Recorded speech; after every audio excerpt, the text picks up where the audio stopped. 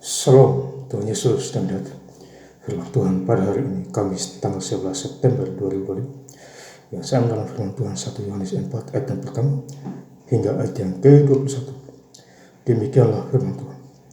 Saudara-saudaraku yang kekasih, janganlah percaya akan setiap roh, tetapi ujilah roh-roh itu, apakah mereka berasal dari Allah, sebab banyak nabi-nabi palsu yang telah muncul dan pergi ke seluruh dunia. Ayat yang ke-21. Dan perintah ini kita terima dari Dia, barang siapa mengasihi Allah, ia harus juga mengasihi saudaranya. Demikianlah firman Tuhan. Bapak Ibu, saudara-saudara sekalian saya cinta dalam Tuhan Yesus Kristus ya. Firman Tuhan menjumpai kita semua. Khususnya hari ini, Kamis tanggal 11 September 2005. Di 1 Yohanes 4 ayat yang pertama. Saudara-saudaraku yang kekasih, janganlah percaya akan setiap roh. Jadi kita jangan terlalu percaya dulu akan setiap roh. Uji dulu roh itu. Apakah roh itu berasal dari Tuhan atau tidak? Ya.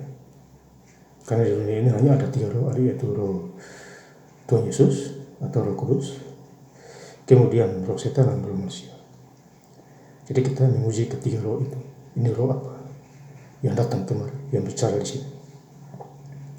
Tetapi ujilah roh itu, apakah mereka berasal dari Allah. Sebab banyak nabi-nabi palsu yang telah muncul dan pergi ke seluruh dunia.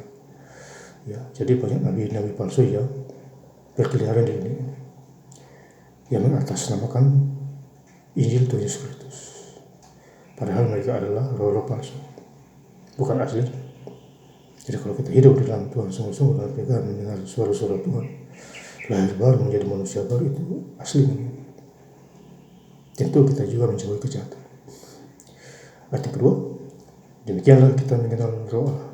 Setiap roh yang mengaku Yesus Kristus telah datang sebagai manusia berasal dari Allah. Jadi kita harus mengaku Tuhan Yesus berasal daripada Allah. Itulah yang sebenarnya. Ya. Roh yang mengakui Tuhan Yesus berasal dari Allah, mengakui Dia milik kita, perkataan kita, hati kita.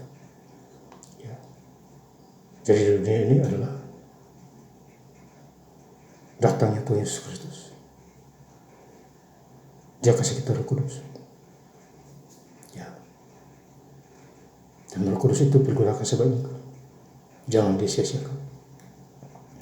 1 Yohanes 4 ayat yang ketiga. Dan setiap roh yang tidak mengaku Yesus tidak berasal dari Allah, roh itu adalah antikristus. Jadi barang siapa yang tidak mengaku Yesus tidak berasal dari Allah, dia sudah dicap menjadi orang antikristus. Ya. Jadi dia itu anti Tuhan, antikristus. Dan tentang dia telah kamu dengar bahwa ia akan datang. Dan sekarang ini ia sudah ada di dalam dunia. Jadi tidak menyadari bahwa di dunia ini ada Tuhan yang berkuasa. Di surga juga Tuhan Yesus berkuasa. Yohanes 4, 1 Yohanes 4 ayat 4, kamu berasal dari Allah, anak-anakku, dan kamu telah mengalahkan nabi-nabi palsu itu. Jadi kalau kita berasal dari Allah, kita mengalahkan nabi-nabi palsu. Roh-roh dusta, roh-roh palsu kita mengalahkan semua. Hanya dengan perkataan firman Tuhan atau doa dan puji-pujian. Ya, kita mengalahkan karena kita adalah asalnya dari anak-anak Allah. Sebab roh yang ada dalam kamu lebih besar daripada yang ada di dalam dunia. Jadi roh Allah lebih besar dari yang ada di roh-roh yang ada di dunia. Ya. Sekali lagi kita harus menjadi manusia baru, lahir baru. Yang lama sudah berlalu, sesungguhnya yang baru datang. Itu poin penting. 2 Korintus 5 ayat 17. 1 Yohanes 4 ayat ke-5, mereka berasal dari dunia sebab mereka berbicara tentang hal dunia. Tidak ada orang-orang berkumpulan orang dunia, mereka senang cerita tentang hal dunia. Cerita keuangannya, tempat tinggal, gajinya, ya. Itu hal-hal dunia. Perkumpulan orang-orang dunia berbicara tentang hal dunia, ya, yang tidak ada kaitan dengan firman Tuhan. Itu orang dunia bisa berpesta pora, ya. Ya. Mabuk, penjudi dan sebagainya. Itu cerita dunia. Dan dunia mendengarkan mereka. Jadi dunia sama dunia ya cocok, baku cocok sudah itu. Cerita berjam-jam baku cocok. Tetapi kalau orang dunia ketemu orang rohani, mungkin 1 detik, 1 menit dia keluar, dan dia tidak tahan, karena dia tidak memiliki roh Tuhan. Kecuali kalau dia bertemu dengan sesama dunia, itu berjam-jam bicara. Jadi kita harus menghayati firman Tuhan ini, menegur kita semua, Bapak Ibu saudara juga dan saya juga, hari lepas hari. 1 Yohanes 4 ayat 19, kita mengasihi karena Allah lebih dahulu mengasihi kita. Jadi kalau kita mengasihi sesama kita, tentu Tuhan sudah mengasihi kita lebih dahulu, yaitu Tuhan Yesus Kristus mengasihi kita. Dia begitu Golgota, dia mati hanya untuk kita karena mengasihi kita. Dia gantikan posisi kita di bukit Golgota. Makanya hari ini kita masih hidup bernapas lagi, karena dia lebih dahulu mengasihi kita. Maka itu kita jangan super pelit. Kalau Tuhan memberkati kita, bagi-bagilah kepada orang-orang yang tidak punya, bagi tempat tinggal, bagi keuangan, beras, dan sebagainya. Jangan sampai Tuhan marah, dia ambil kembali harta kekayaanmu, dia kasih ke orang lain, baru menangis, menyesal tiada akhir. Itu adalah satu teguran juga. Berhati-hatilah kalau diberkati lupa diri. Ini sudah banyak kejadian di mana-mana. Kita bisa pantau lah di media-media. 1 Yohanes 4 ayat 30, jikalau seorang berkata aku mengasihi Allah dan ia membenci saudara, maka ia adalah pendusta.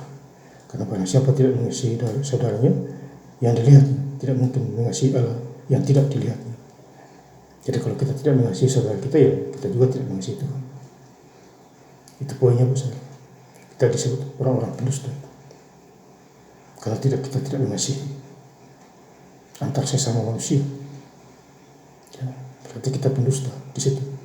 Ia adalah pendusta. Karena barang siapa tidak mengasihi saudaranya, dilihatnya tidak mungkin mengasihi Allah yang tidak dilihat. Berarti dia juga tidak mengasihi Tuhan, karena dia tidak mengasihi sesama. Tadi saya sudah katakan mengasihi itu banyak, tolong menolong, seluruhkan berkat. Kalau ada berkat berkelebihan, kasih dia sedikit. Mungkin beli dia makanan sedikit, minuman.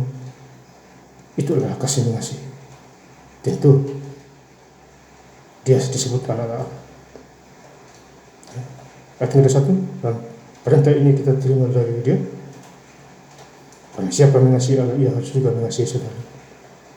Jadi kalau kita mengasihi Tuhan, kita harus mengasihi saudara antar sesama kita. Sekeluarga, dua keluarga kita mengasihi. Kita kasih firman Tuhan, makanan rohani. Kita juga kasih makanan jasmani, berupa lauk pauk dan lain sebagainya. Itu adalah cara pengaturan Tuhan terhadap umat manusia di muka bumi ini.